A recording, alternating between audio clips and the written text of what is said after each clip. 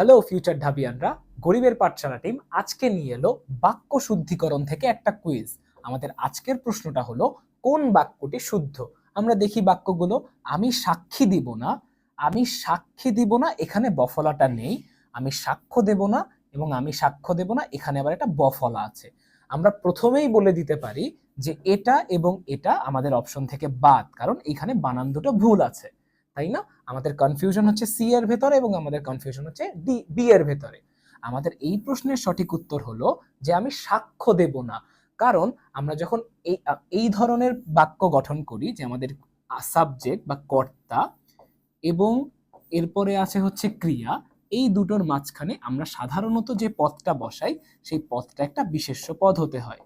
আমরা যখন লিখছি যে আমি সাক্ষী দেব না, অলরেডি আমি সাক্ষী, এই কথাটুকুতে আমি যখন লিখে দিচ্ছি যে আমি সাক্ষী, এই কথাটা যখন আমি লিখে দিচ্ছি, এই আমি সাক্ষী লেখার মাধ্যমে অলরেডি আমি সাক্ষ্য দিয়ে দিচ্ছি।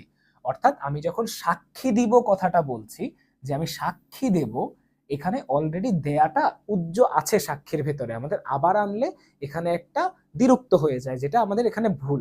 তাই এখানে আমাদের সঠিক উত্তর হচ্ছে আমি সাক্ষ্য দেব না, অর্থাৎ আমাদের অপশন সি।